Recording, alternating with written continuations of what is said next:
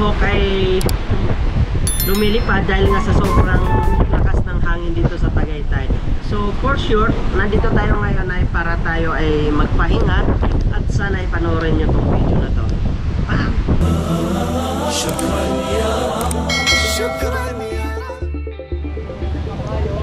Hello guys, welcome again to my channel at we are now here in Tagaytay. So yun, nandito na kami, dumating na kami at nag-overnight nga kami dito, pero nung dumating kami ay close. So ngayon pa lang kami makakapagpasyal, diba?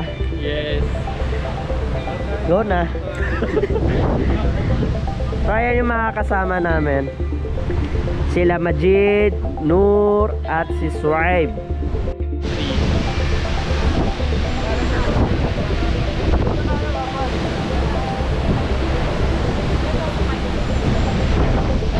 So, ang malamig, hindi maramdaman ng init.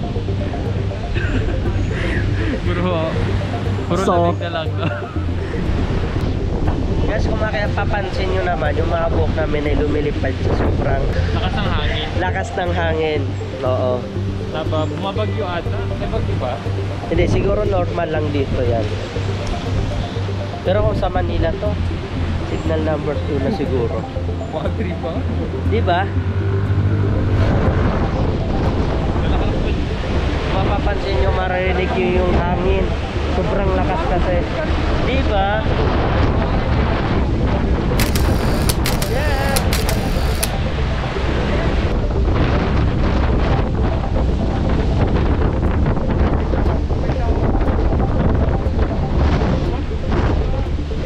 Kakit na kami dyan sa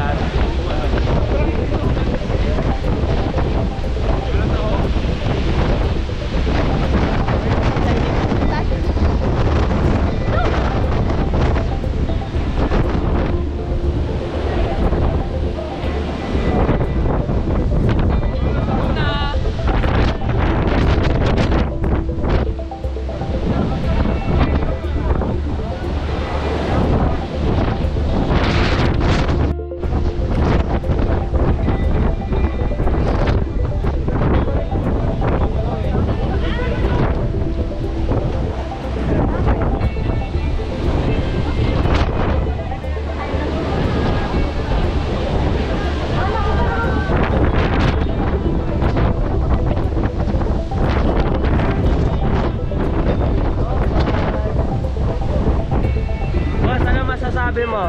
Sobrang lamig. Parang nasa Korea. Sa Korea ka? Oo, pero malakas na hangin na sa Korea. Diba?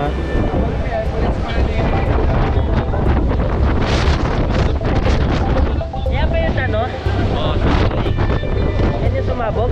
pero hindi ko lang saan dyan yung Matandig. Yun ba yun or sa kabila?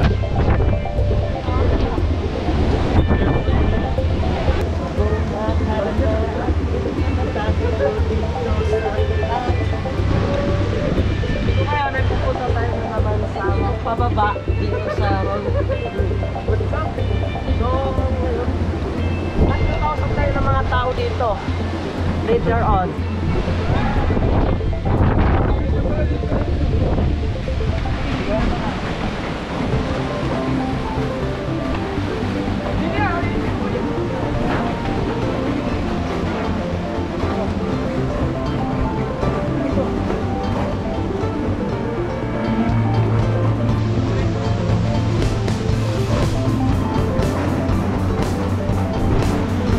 Ay, umikuda-kuda ka na. Hindi mo maiwan yung kabayo mo.